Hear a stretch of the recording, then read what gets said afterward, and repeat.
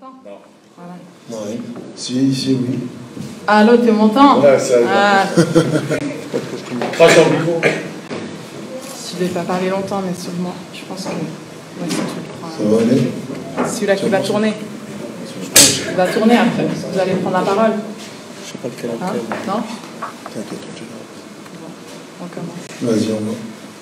Donc, bonsoir et puis bienvenue à l'Étincelle, qui est la salle de spectacle de l'association de la Maison de Quartier de la Jonction. L'association, soutenue par la ville et le canton de Genève, a répondu à l'initiative de Positive Soul. Oui, on peut. il faut. Merci. Pour cette soirée conférence et table ouverte sur l'évolution de la danse hip-hop à Genève et en Suisse romande principalement. Et on a répondu à cette initiative pour deux raisons. La première, c'est que cette année, l'association travaille sur deux thématiques, la parole et l'espace public, qui permettent d'ouvrir la parole sur la culture hip-hop à Genève, c'est important. Et elle vous invite à débattre, imaginer et agir ensemble sur ces thématiques, et ce sera tout au long de l'année. La deuxième raison, c'est lié à l'historique de l'engagement de l'association de la Maison de Quartier pour faire vivre la culture hip-hop à Genève, et notamment dans ses débuts à Genève. Cette soirée se veut ouverte au débat et à la discussion, et on vous invite à partager vos expériences, poser des questions et prendre part aux discussions qui vont être animées. Je vous demanderai d'éteindre vos téléphones, s'il vous plaît. Je vous remercie pour votre présence. Voilà, silencieux, ça suffit effectivement. Et puis je vais donner la parole à Anthony Amo pour tout ça. C'est parti. Merci beaucoup. Alors, messieurs, dames, bonsoir. C'est un honneur et un plaisir de vous voir ici présents. Pour certains, comme Eldre et moi, la maison de quartier de la Jonction a quand même une dimension un petit peu plus affective, hein, parce que nous, en tant que danseurs, si vous voulez, c'est un des endroits à Genève où on a vécu des moments de liesse et forts par rapport à la danse, au b-boying, etc. Donc, pour nous, c'est un honneur, un plaisir d'être là, vraiment.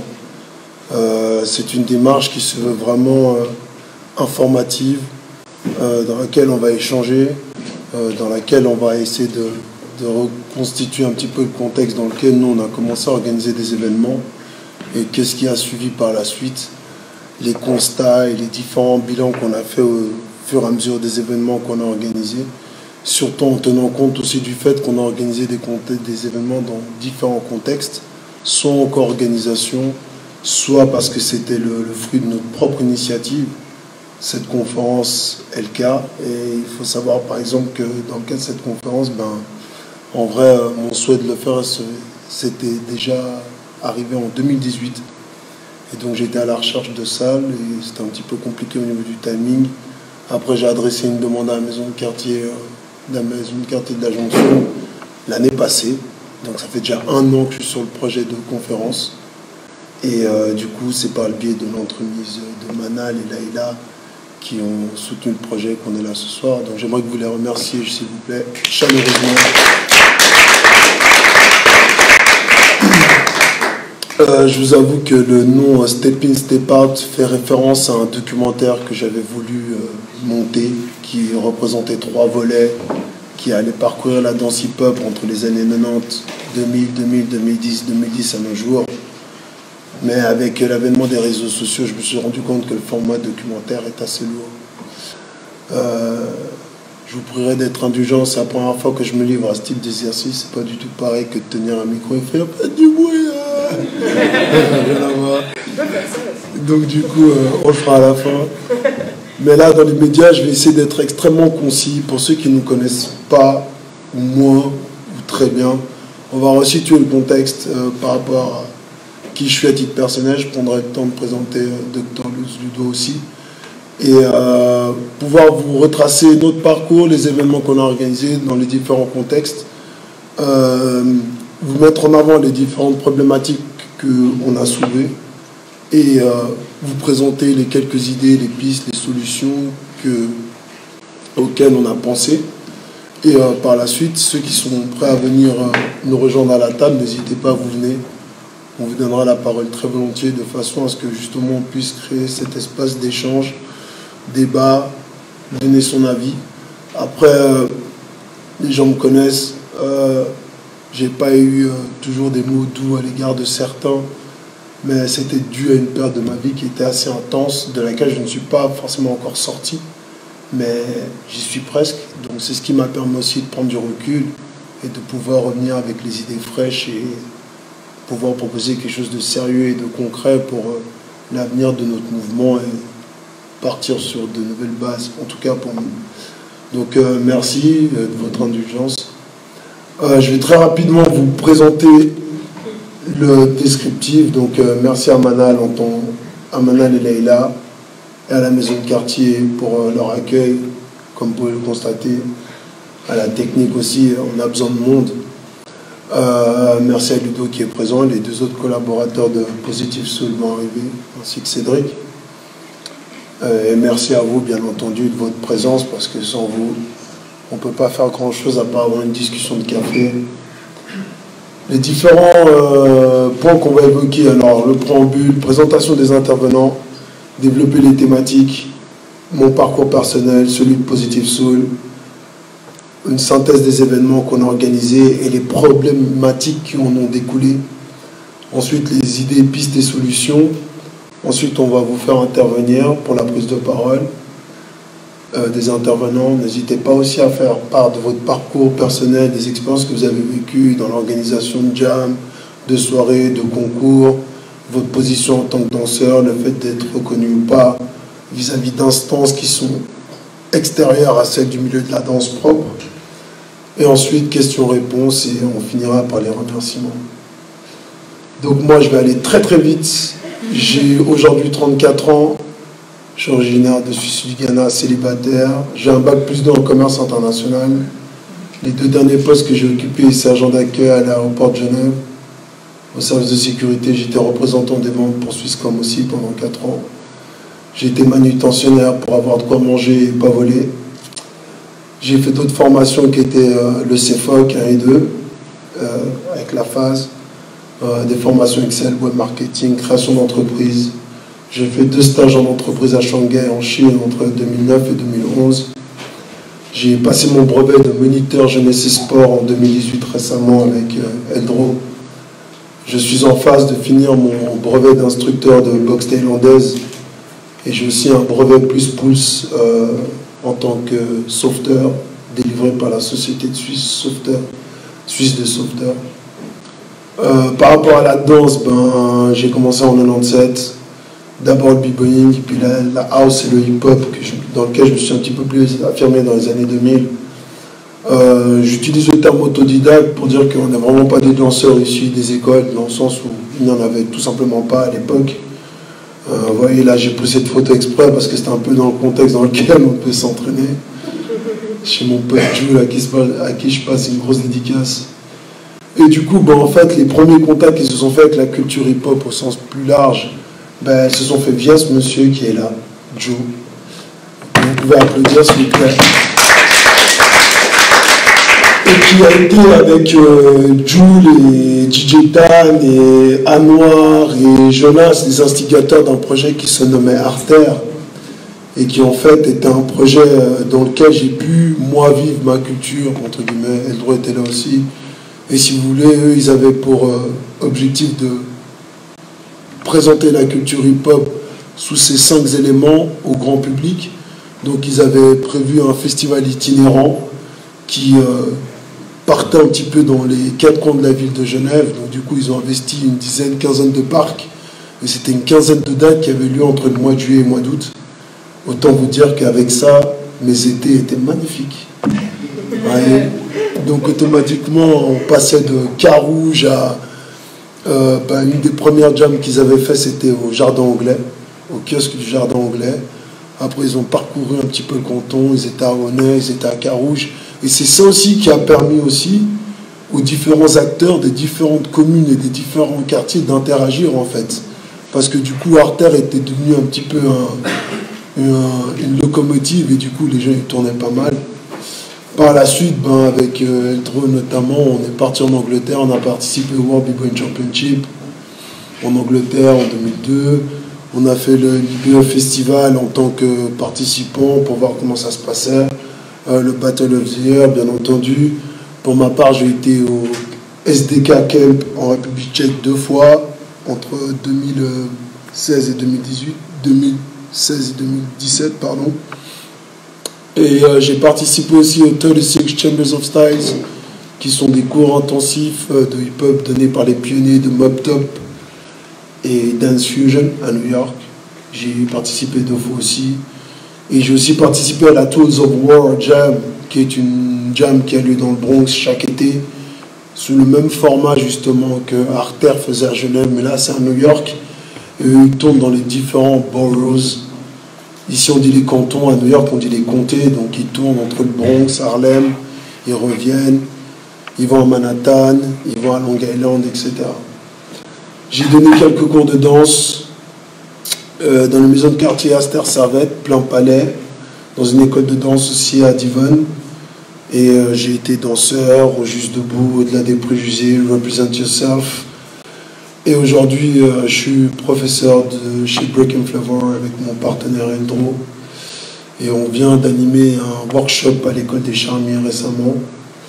Et Positive Soul, en gros, c'est 65 événements organisés, co-organisés. Et pour ma part, en tant qu'MC, j'en ai animé 185 depuis 2005. Ouais, non, attends, tu vas arriver. Ah, oui. Là, j'utilise le dossier de presse Positive Soul très rapidement pour faire des briefs. Donc 22 concours de danse, Students Consortium fait de la musique, Positive Soul Battle, 22 soirées animation nocturne, 8 scènes des fêtes de la musique, on va passer 120 artistes, 11 manifestations diverses, dont des conférences, dont des jams, des trucs un petit peu extra ou un petit peu hors du commun. Et là, la team Positive Soul, et je vais laisser la parole à mon partenaire. Hello tout le monde, pareil, moi, soyez indulgents, j'ai pas trop l'habitude de parler dans un micro, je suis plutôt derrière les platines. Donc pour ceux qui ne me connaissent pas ou peu, donc Ludo, Dr. Hans, j'ai actuellement la quarantaine. J'ai commencé la danse très tôt, à l'âge de 6-8 ans, mais j'ai un parcours un peu, on va dire, un peu chaotique dans la danse, vu que, pareil, un peu autodidacte, il n'y avait pas vraiment de cours.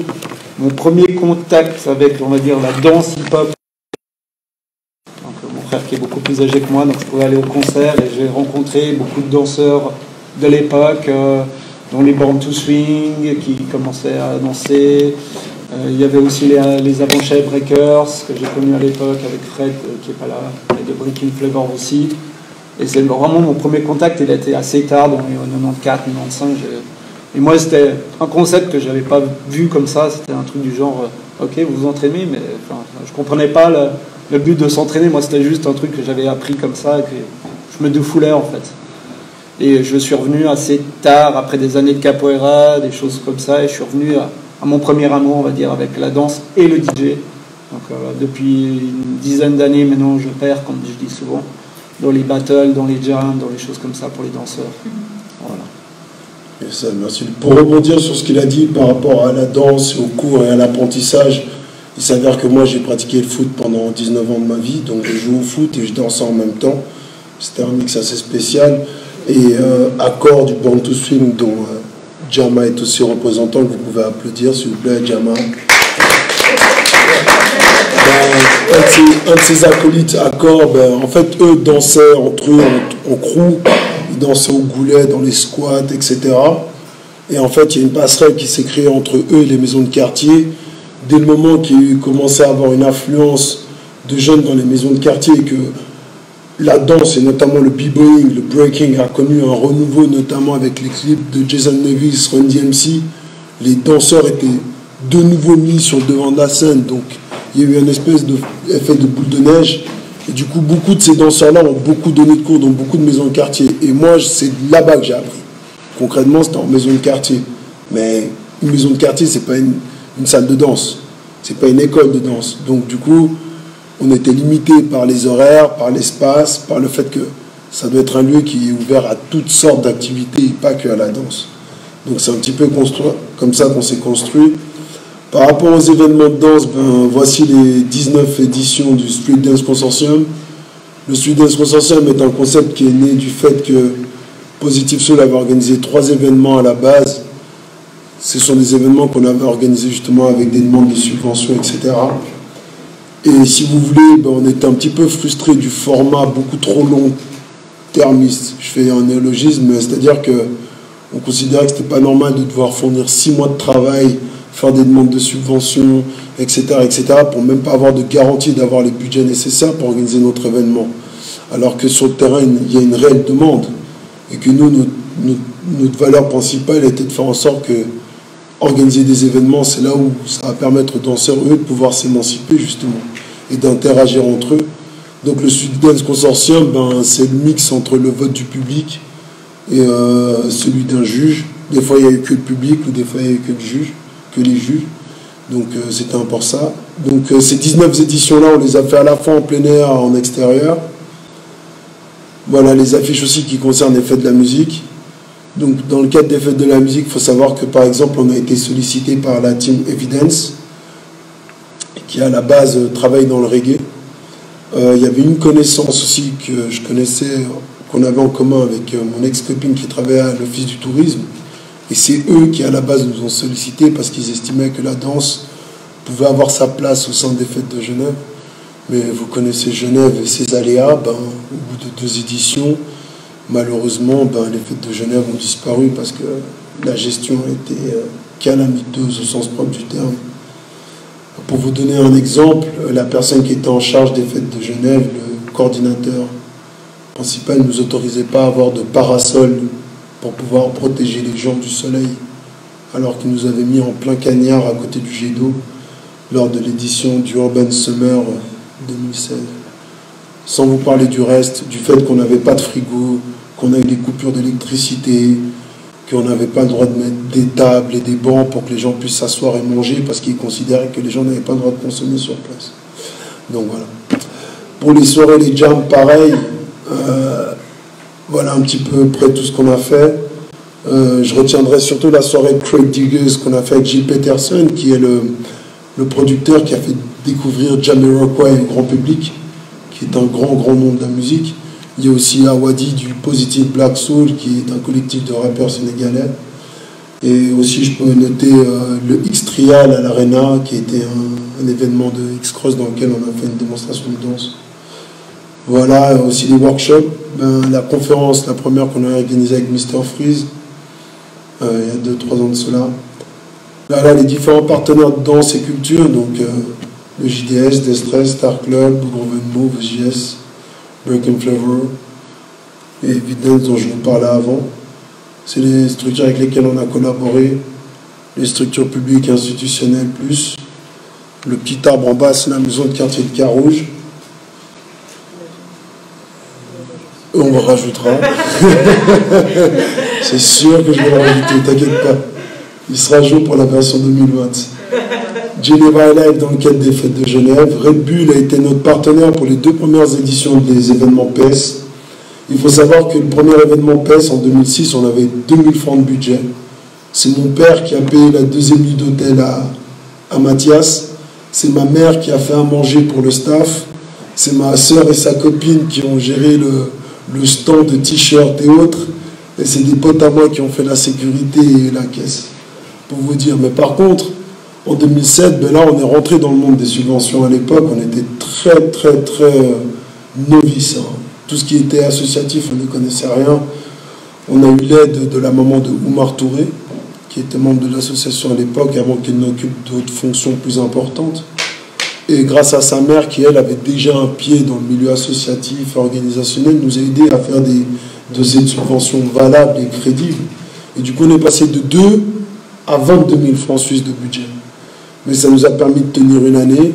Et Red Bull nous a sollicité aussi en tant que partenaire, mais eux, c'était uniquement d'un point de vue matériel et logistique. Voilà. La Migros aussi, la Fédération de motocyclisme dans le cadre du X-Trial, la SIZ, Switcher, paix à son âme, ils étaient là quand même à l'époque. Et du coup, ça, c'est partenaires privés. Ah bah oui, hein. Les choses ont bougé depuis. Ouais, grave. Et donc du coup, là, les partenaires textiles aussi, les différents entrepreneurs du textile, du streetwear avec lesquels on a collaboré pour avoir des lots. Il y en a qui sont venus, qui avaient leur propre stand aussi, sur place dans des événements. Voilà les différentes salles avec lesquelles on a collaboré pour des événements ou des soirées. Donc voilà, on rajoutera l'étincelle, pas de problème. Il faut aussi savoir qu'on a, j'ai pas mentionné, mais il y a aussi le Palladium, le Parc des Bastions pour les fêtes de la musique, entre autres. Baby Plage aussi, on a fait des jams, la place Malbuisson. Place Saint-Gervais aussi, on avait organisé un battle avec le comité du terreau. La Sigu aussi, on a fait des rooftop party. Et le Corner 25, on a fait une ou deux jams. Ça, c'est quelques archives de presse qu'on avait à l'époque. Et là, j'ai passé aux problématiques. Ben, en fait, si vous voulez, de tout ce qu'on a fait, on en a dégagé 4 principales. Je constate qu'il y a le manque de cohérence qu'il y a entre les acteurs peut se faire à plusieurs niveaux. Je pense que par rapport, par exemple, je prends un exemple tout bête, mais les agendas des événements, j'ai l'impression que c'est un petit peu quelque chose qui fait mal à tout le monde parce que du coup, on n'arrive pas à se connecter, à faire en sorte que les événements ne marchent pas un petit peu dessus. La vision aussi, bien entendu, entre des gars qui ont commencé à danser dans les années fin 90, début 2000 comme nous, et l'autre génération qui est arrivée avec Internet.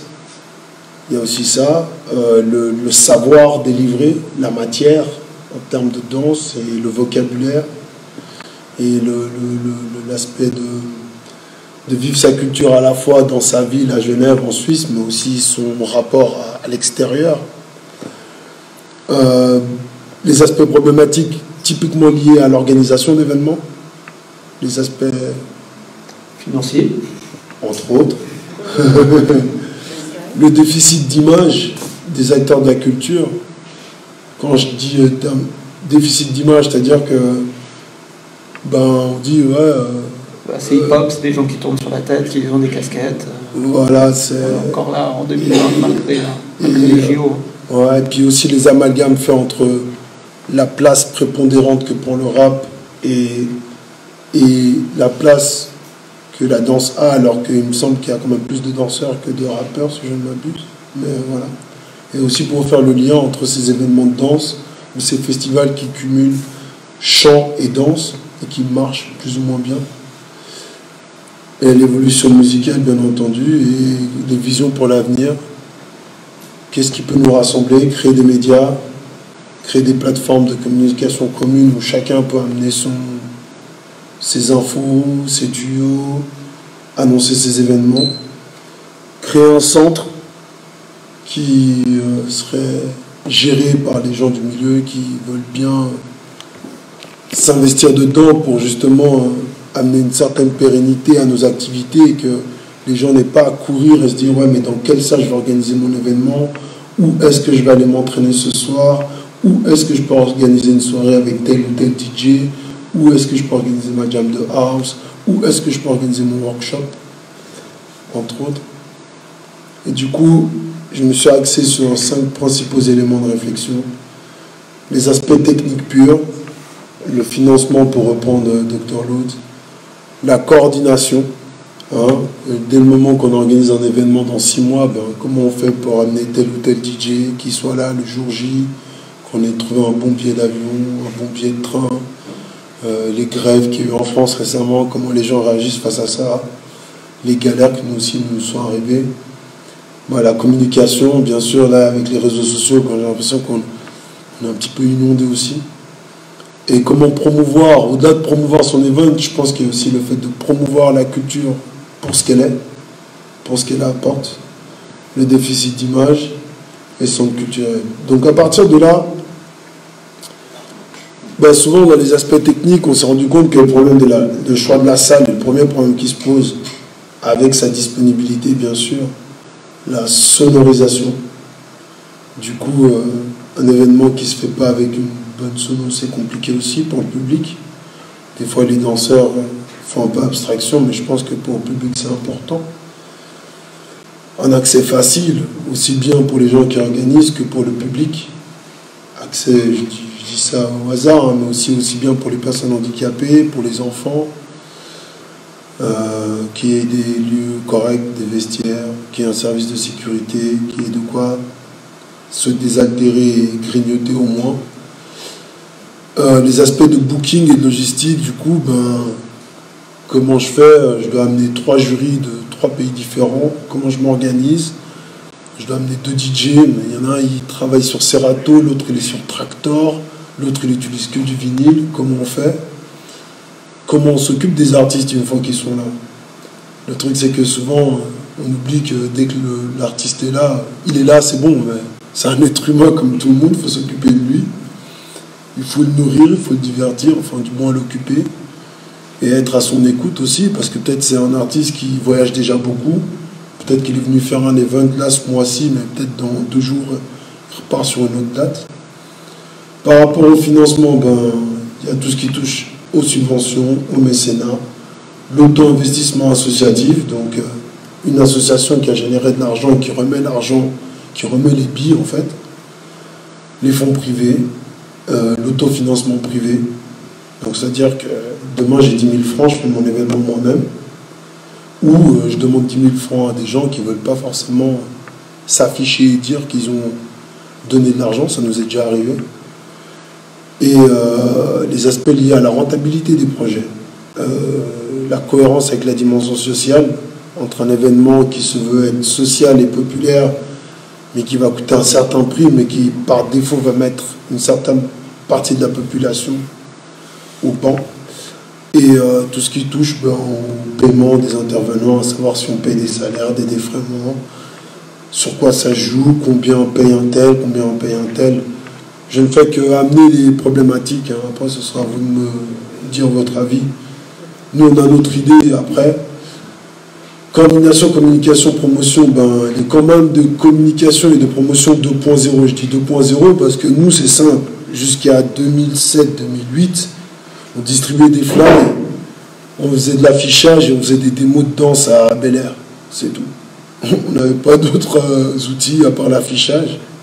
Comme vous pouvez le savoir, l'affichage m'a amené 2-3 soucis, mais voilà, je m'en suis sorti.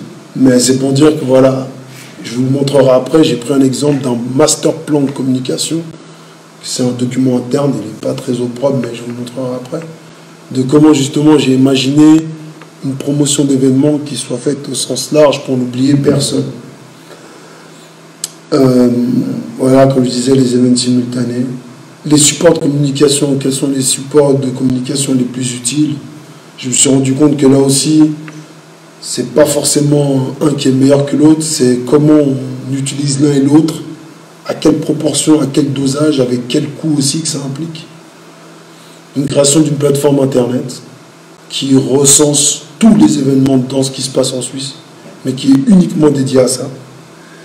Et création d'un média, une chaîne de télé, une web TV, à l'instar des émissions qu'a fait Diana Move. Et vraiment avoir une plateforme qui parle au nom des danseurs, pour les danseurs avant tout. Et le déficit d'image, bien sûr, je pense que voilà, les conflits internes, je m'inclus dedans, bien sûr, c'est pas un problème. C'est simplement que nous, on n'a pas changé de fusil d'épaule depuis le début. On voulait remplir des salles pour que les gens dansent et grandissent avec ça. Les rapports avec les autorités ou les entités extérieures, c'est vrai que malheureusement, on jouit pas forcément d'une bonne image, les gens ne comprennent pas toujours nos démarches. Par rapport à ça, je me rappelle qu'une fois, il y a des gens qui voulaient nous inviter pour organiser des soirées dans leur salle et tout, dans leur club. Je dis, ouais, mais on adore ce que vous faites, mais il y a un truc qui nous dérange. En fait, les danseurs, ils ne consomment pas d'alcool.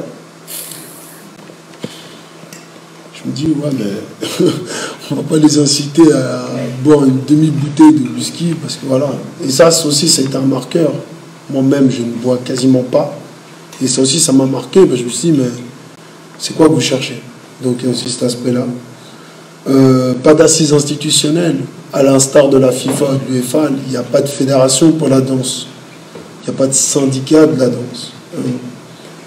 Et les amalgames entre culture, danse hip-hop, freestyle, new style, house, LA style, et tous les comment dire, les pneumatiques. Ouais, voilà, tout ce qui en a découlé derrière, les formes alternatives, on va dire. Et malheureusement aussi la non-mise en avant de la dimension émancipatrice de cette culture. Souvent on privilégie celui qui a gagné, mais on oublie de se dire, mais dans cette jam il y a des enfants, il y a des ados. Souvent quand il y a des battles, les mecs ils se regardent dans le blanc des yeux pendant une minute, mais en attendant les gamins ils ne comprennent pas ce qui se passe, alors que c'est censé être une danse spontanée où au final l'enjeu n'est pas forcément énorme.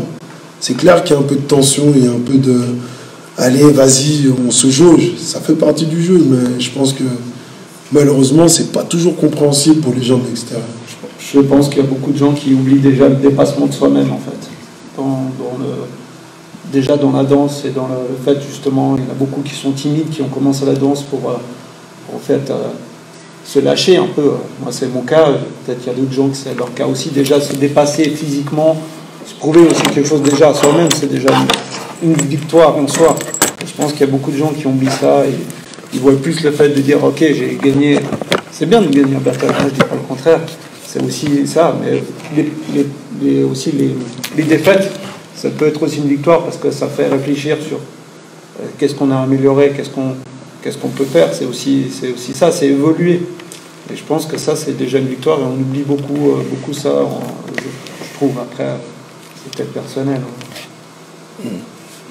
Et donc du coup, partant de ce constat-là et évoquer ces quelques problématiques, en fait on est parti de cette idée-là en fait très simple, on n'a pas inventé l'eau chaude pour rester humble. Mais voilà, sur des aspects techniques, on s'est rendu compte que c'était important de trouver des salles adaptées à tous les profils, de solliciter les professionnels qui savent gérer une sono, qui savent gérer les lights. On part du principe qu'en moyenne, c'est 3 mois d'organisation pour un événement pour qu'il soit bien ficelé. Par rapport à l'aspect technique, l'équipe qu'on a, nous on considère que c'est important d'offrir les bénévoles. Je fais un parallèle avec le Montreux Jazz Festival auquel j'ai participé en tant qu'agent de maintenance pour le festival. Tout le monde était rémunéré. C'était pas grand chose, mais ça dépannait. Et c'était vraiment cool. Et tous les intervenants, du moins les gens qui bossaient, avaient des jetons boissons et des jetons nourriture. C'est-à-dire que même pour un festival de ce cran-là, ils prennent soin des gens qui bossent avec eux. Ils prennent soin des gens qui les aident à monter le festival et à lui donner sa grandeur. Pas hésiter à sous-traiter certaines tâches. C'est-à-dire que dès le moment qu'on a un budget plus ou moins équivoque, plus ou moins large, plus ou moins restreint, et puis qu'on bénéficie d'un bon carnet d'adresses, je pense qu'il est important de sous-traiter certaines tâches, comme par exemple le catering, en ce qui concerne la nourriture et la boisson, pour éviter d'avoir à se surcharger. Je pense que c'est bien de laisser ça à des gens à qui au final ça peut faire de la pub, ça peut leur faire un peu d'argent, et puis vous, ça peut vous délester aussi d'une tâche. Mais c'est bien en contrepartie de négocier quelques repas pour le staff, pour les intervenants, etc. etc. Faire des événements en accord avec ses moyens. Nous, on a évité de faire du XXXXXXL parce qu'on s'est rendu compte que malheureusement, ça allait impliquer beaucoup de choses, déjà sur nos vies personnelles, beaucoup de temps. Et c'est très compliqué quand on doit faire un dossier de subvention pendant 2 mois, et puis qu'on y met du cœur, et puis qu'on demande 3, 4, 5 000 francs, puis que ça ne tombe pas, alors qu'on a un budget prévisionnel qui avoisine les 23, 24, 25 000 francs suisses. Pas parce qu'on veut de l'argent, mais parce qu'on veut payer tout le monde en fait. On veut payer la sécurité, on veut payer la sono, et du coup, ça ne colle pas. Donc nous aussi, ça a été un facteur de réajustement à ce niveau-là. Et pourquoi pas créer une base de données partenaire, c'est-à-dire une base de données dans laquelle on peut piocher des ingénieurs son, des techniciens à la lumière et à la sono, des sociétés de sécurité, établir la base de données de tous les danseurs de la ville ou du canton, les MC, les DJ, de façon à ce que, en fait, en allant juste dans cette base de données, on puisse piocher en fait, et se dire, ah, tiens, j'ai besoin d'un DJ house, il y a qui? Ah, tiens, il y a From the Groove, ah, ok, il y a lui, il y a un tel, etc., etc. Pour le financement, là, c'est un peu chacun sa cuisine, mais les subventions, ça marche, mais c'est délicat, il faut être pérenne dans le temps. C'est pas le cas de tout le monde, il y en a qui ont réussi. Je prends l'exemple du Juste Debout, par exemple. Nous, ça a été plus compliqué parce qu'on avait besoin de l'aide de cette personne que vous avez aidée au départ, parce que nous, on était novices, on ne savait pas le faire. Donc moi, j'ai dû attendre 2-3 ans pour réapprendre à refaire des dossiers de subvention. Et la dernière fois qu'on en a fait, on a obtenu 9800 francs, dont 1000 francs de Namigro, et qui pour moi est une grande réussite. Autant investissement associatif, crowdfunding, ça c'est pas quelque chose dans lequel on a tapé. Le bénévolat pur et dur, les fonds privés, l'autofinancement, et aussi tenir compte de la rentabilité des projets. Et justement, la cohérence dont je parlais avant avec la dimension sociale. C'est-à-dire que je pense qu'il est délicat de se dire « Ah, c'est bon, on va faire un tel event, on va ramener tel gars, telle danseuse, c'est bon, on aura 500 personnes, c'est sûr et certain. » Et mettre un petit peu les charrues avant les bœufs et investir beaucoup d'argent pour ne pas avoir le retour nécessaire pour au moins être à zéro. Pour vous dire, j'ai 2 exemples. En 2011, on avait un budget de 23 000 francs prévisionnel. Au final, il nous a coûté 17 000. On en a eu 9. Donc on s'est retrouvé avec moins 7 000 francs. Et ça, j'ai dû payer en partie avec mon salaire de Swisscom. J'ai dit, je veux ça chez Swisscom.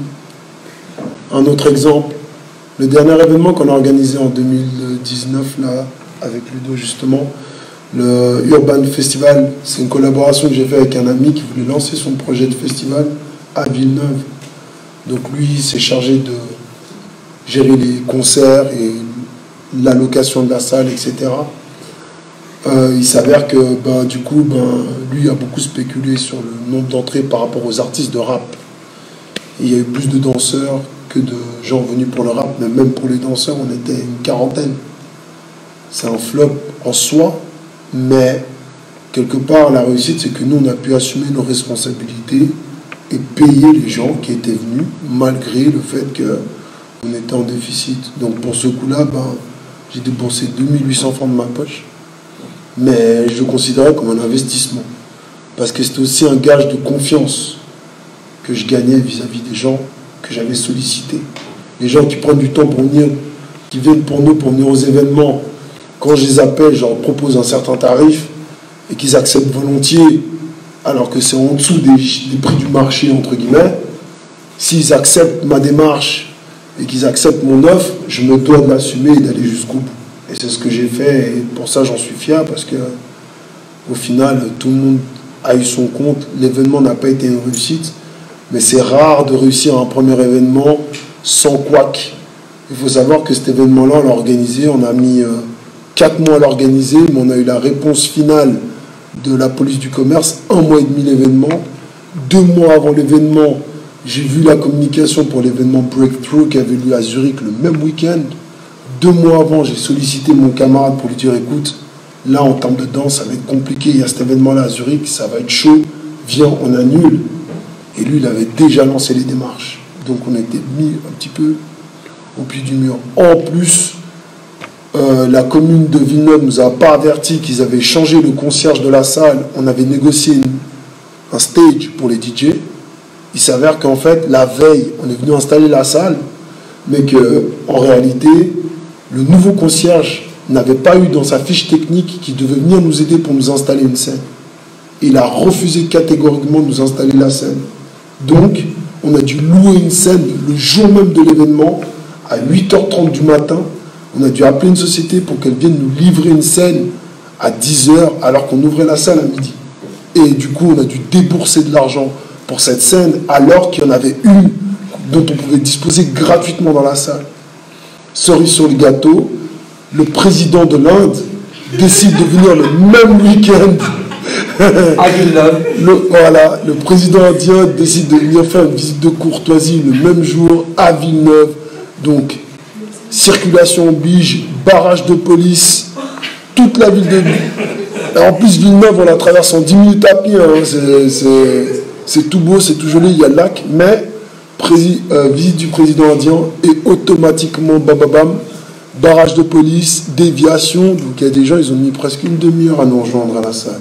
Alors que le trajet, une fois rentré dans Villeneuve, c'est 5 minutes en voiture. Donc c'est pour vous situer un petit peu les différents aléas, les différentes problématiques auxquelles on a dû faire face, mais qu'on a traversé fort heureusement. Pour en revenir au déficit d'image, ben c'est vrai qu'il y a beaucoup de gens qui ne savent pas ce qu'on fait. D'où le fait de créer un média qui puisse nous permettre à nous de dire ce que nous on fait, clairement, mot pour mot. Mener des campagnes de sensibilisation aussi auprès des MQ pour regagner confiance auprès des maisons de quartier et se réapproprier les maisons de quartier. Après, je vais faire un autre parallèle. Par rapport à ça, je me rappelle qu'à l'époque où Sandro était présent, il nous donnait les cours. Mais dès que j'ai atteint la majorité, à partir de 18 ans, j'ai été toléré parce que je donnais les cours. Mais en temps normal, en tant que jeune majeur, pas du tout fini, avec plein de boutons sur la tête, on était déjà exclus. Donc nous, on était déjà face à cette forme de précarité de lieux, de spots pour danser, mais il y avait Balexer. Et par rapport aux écoles de danse et par rapport aux structures, créer une charte éthique, elle n'engage que ceux qui veulent bien la signer, et qui consisterait en fait à émettre plusieurs principes qui permettent aussi aux parents et de pouvoir inscrire leurs enfants dans des écoles où justement cette charte éthique est respectée parce qu'elle est nourrie par des valeurs et des principes que les danseurs eux-mêmes appliquent à eux-mêmes. Ne pas promouvoir les drogues par exemple, faire en sorte que l'intégrité physique, psychologique des jeunes filles ou garçons soit respectée dans son intégralité, que les cours qui soient délivrés par des gens qui eux-mêmes ont un peu fait leur devoir quand même, qui eux-mêmes ont appris aussi auprès des grands, qu'ils aient un minimum d'années de danse, et qu'on puisse organiser des jams. D'ailleurs, je remercie From the Groove qui est présent, parce que justement, j'estime qu'ils sont instigateurs d'un nouveau élan d'organiser des jams tout public, où les gens peuvent vraiment venir danser sans se prendre la tête, en plus de ce qui se passe aussi à l'Undertown avec Mon Vieux Town, que vous avez repris, et que je salue, parce que les gens ont besoin de fédérer, ont besoin d'être ensemble. Donc voici les différentes problématiques, le bilan très rapidement. Moi, ce que nous on retient de ça, c'est qu'en réalité, le constat n'est pas critique en soi, mais je pense qu'on peut toujours améliorer. Et je tiens à saluer le fait que depuis 2006, 2008, 9, 10, il y a eu les salles, les ouvertures de salles de Montbriand et des Vieux Grenadiers. Dernière anecdote. La salle des Vieux Grenadiers, la première fois que moi je l'ai visitée, j'avais 15 ans. C'est-à-dire que justement, j'étais déjà un peu dans cette idée que les maisons de quartier ont commencé à être vieux, donc comment on va faire pour trouver des salles pour s'entraîner? Et justement, c'est là où j'ai fait la connaissance du... Avant que ça s'appelle le service à la jeunesse, c'était la délégation à la jeunesse. Et donc, une des animatrices de la maison de quartier des Astères Servette m'incite à aller les voir. Ah, mais vous cherchez des salles, va aller voir eux. Il y a eu des périodes de ma vie où j'étais très assidu à l'école et d'autres pas du tout. Et là, pour le coup, à l'époque, il y avait une dimension administrative et assez rigide qui fait que ils m'ont automatiquement demandé de remplir une feuille, de mettre le nom, prénom, adresse, numéro de téléphone de toutes les personnes qui allaient venir s'entraîner tel jour de la semaine. Je les ai regardés, je leur ai dit, écoutez, là, c'est pas dans mes cordes. Moi, je cherche juste à trouver une alternative, une salle qui soit libre d'accès. Et Dieu merci, quelques années plus tard, la salle des Vieux Grenadiers est ouverte. Après ça, il y a une flopée d'événements qui ont vu le jour, dont le Warriors Scrum Game, Earn Your Stripe, le Summer Break, le Juste Debout qualification suisse, les Jams sans prétention, le Battle Jaya, le Battle Monkey Beats Crew, le Battle Get Down, le Battle de l'escalade, le Battle KFM. Là, je parle de la Suisse romande au sens large. Battle KFM qui est aussi le Posy Mind, Represent Yourself, les Jam Move Your Town, Youth Region de Michi à Zurich, le Battle sous le top, le Breakthrough, le Break Social Club de Arthur, les Jams de From the Groove, l'émission de Color 3 Move qui a diffusé quelques épisodes récemment, et la rétro faite par Couleur 3 de Na Yuno qui reprend un peu les espaces dédiés à la culture hip-hop en Suisse, et le Groove Session aussi d'Arthur, le Red Bull Glissy One. Une forte représentation des danseurs suisses sur la scène internationale maintenant, avec des gens qui gagnent des grosses compétitions, des danseurs qui font de la scène et qui atteignent un haut niveau. Je pense à Stelfi. Entre autres, non, le Cramper, comment il s'appelle, qui est avec son ami Dakota. Ouais, Dakota, exactement. Merci. Dakota, ouais. Qui ont fait une performance extraordinaire, venant de Suisse, hein, parce qu'on n'est pas forcément un pays de la culture de la musique. Et le développement de la scène théâtrale avec plein de gens qui se mettent à faire des créas. Je suis pas du tout un gars des créas, mais j'adore les regarder. J'estime pas avoir assez de maturité au niveau de ma danse pour moi en proposer des créas. Mais quand je vois que les gens se mettent dedans, je trouve ça vraiment admiratif. Parce que du coup, on danse un peu comme des robots. Je suis vraiment un freestyler pour le coup. Et il ne faut pas oublier la présence des danseurs qui sont toujours là à Balexer et qui continuent à aller s'entraîner. Reste pas à vous, parce que bon voilà, nous on a fait notre temps. Hein. Nous c'était 10 ans, on a laissé du sang à Balexer nous, hein, pour faire des couples. C'est vrai, on s'en vante pas, mais voilà, c'était dur, on a dû faire avec nos moyens. Et je tiens à faire une dédicace à Fred.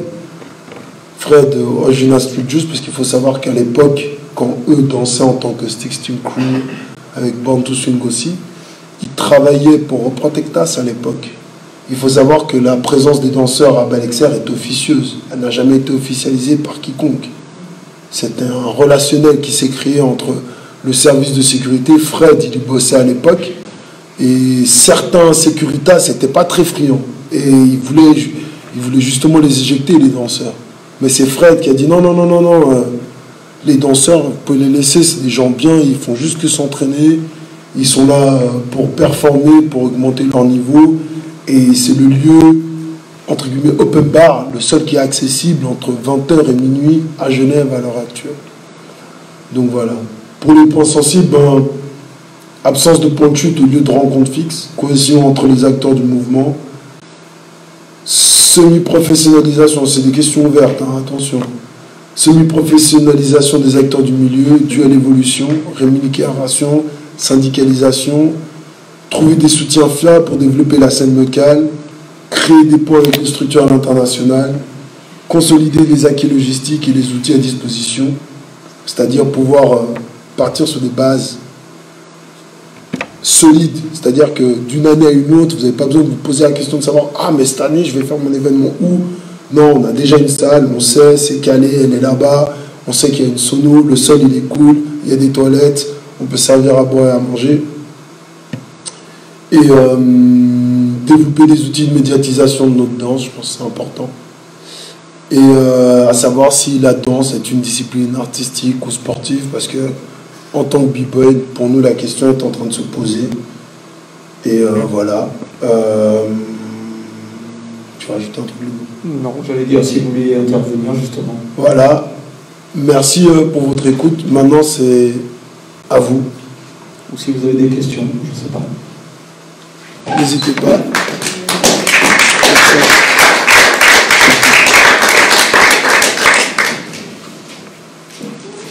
Alors, s'il y en a qui souhaitent se joindre à la table, n'hésitez pas, en tant qu'organisateur, danseur ou autre, n'hésitez pas. Vous êtes les bienvenus à la table.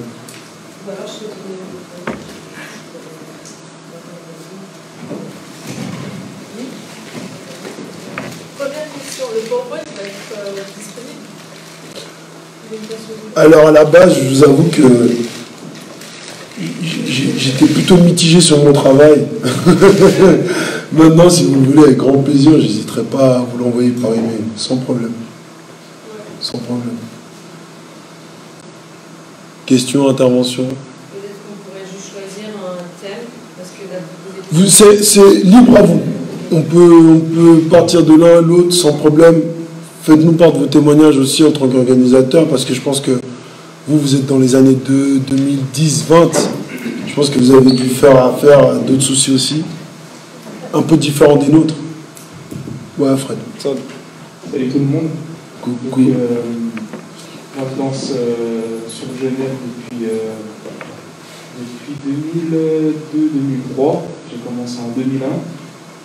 Question organisation, j'y connais rien, ça m'intéresse pas, ça m'intéresse toujours pas. Honnêtement, je ne vais pas vous mentir. Par contre, ce qui m'intéresse, c'est les événements, c'est ce qui se passe autour. J'ai pas été actif à ce niveau-là parce que, comme je dis, ça m'intéresse pas. Moi, ce qui m'intéresse, c'est réellement que de danser et de kiffer avec les gens qui ont la même vibe, de faire des rencontres. Je prends de l'âge, mais j'ai tout le temps la même gamberge. Je pourrais tout le temps délirer avec des gamins qui ont 18 ans, même 16 ans, parce que ça nous rassemble. Et actuellement, ce qui m'intéresse le plus, c'est le rassemblement qui se fait autour de ça. À une époque, quand j'ai commencé la danse, il y avait ces tensions, mais elles étaient saines, entre guillemets. Je côtoie encore les personnes maintenant. Je pense à Eldro qui est ici, je pense à toi, Amo. Il n'y a rien qui nous a divisés, finalement. Et moi, ce qui m'intéresse plutôt, c'est comment créer quelque chose qui va rassembler les danseurs. Et cette plateforme que tu dis, elle est bonne. Hein. Maintenant, à savoir si les gens vont intervenir, parce que je pense qu'il n'y a pas le même état d'esprit qu'à l'époque. Je ne sais pas comment toi tu pourrais voir les choses, mais c'est vrai que l'état d'esprit n'est pas le même. Je vois qu'il y a beaucoup plus, avec les réseaux sociaux, je vois que les personnes ont plus tendance à vouloir se montrer. Tu mettais en avant l'aspect artistique ou bien sportif. C'est de l'art, c'est pas du sport. Le sport, il est financier à mon sens. Pourquoi il y a les JO? Parce qu'il y a une ascension d'écoles qui ont été mises en place. L'école ramène de l'argent, l'argent ramène des élèves, ramène des autres moyens de voir les choses. Alors c'est l'évolution, je suis pas contre. C'est normal, on est tous dans cette évolution. Moi, quand j'ai commencé la danse, il y avait juste des battles, il y avait un popper, même un danseur debout dans les équipes. Le but c'était de représenter son équipe, représenter soi-même. Et au fur et à mesure, on a vu l'ascension des Coréens qui ont plus théâtré tout ça avec des équipes, c'était structuré, c'était carré. Ça a donné des bâtis beaucoup plus riches. Bah après, pour rebondir sur ce que tu dis, le truc, à la différence de la Corée du Sud et nous, c'est que la Corée du Sud a réellement pris en compte la dimension émancipatrice de la danse. Ah, mais je suis complètement qui fait que automatiquement en Corée du Sud, ils ont intégré la danse dans les cours à l'école. Mais ça, les gens ils veulent se calquer sur ça derrière. C'est pour ça qu'il y a eu tout ça. En Chine aussi d'ailleurs. Bien sûr. Mais on n'a pas la même culture, on n'a pas la même approche.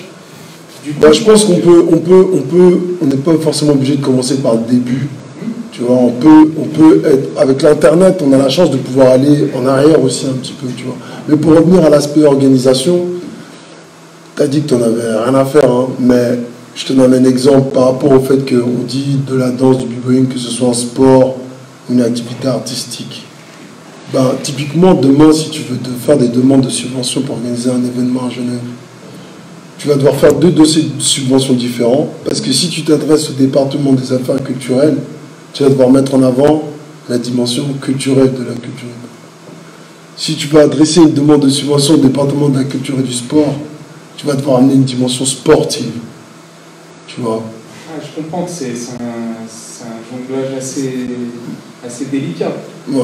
Et c'est pour ça qu'il y a des personnes... Nous, l'objectif ce soir, justement, c'est de pouvoir mettre en avant tous les paramètres. Tu vois. C'est pour ça qu'on a besoin de gens comme toi. C'est pour ça qu'on a besoin de gens comme toi. Et c'est pour ça que, moi, à juste titre, si j'ai l'occasion de te soutenir, je le fais. Ah, t'es déjà là, c'est... Non, mais tu vois ce que je veux dire, c'est le minimum que je puisse faire parce que j'ai pas pris en compte ça, ça m'intéresse pas, mais je sais qu'on a besoin de personnes comme toi, de personnes comme Eldro qui mettent en avant ce qu'ils peuvent pour avancer et qui veulent faire avancer la culture hip-hop. Et tant qu'on peut faire... En fait, il faut faire à notre échelle, mais il faut le faire. C'est pour ça qu'on prend le temps de parler aujourd'hui. Exactement. Merci Fred. Je pense qu'il faut juste se remettre dans un bon mood et juste voir où on en est par rapport à ce qu'on implique dans la danse et à son échelle. Donc, en tout cas, moi je sais que c'est très bien ce que tu fais et si je peux soutenir, je le ferai. Thanks. Shukran, merci beaucoup. C'est ça. Autre question, intervention, merci beaucoup. Mr. Joe, yes.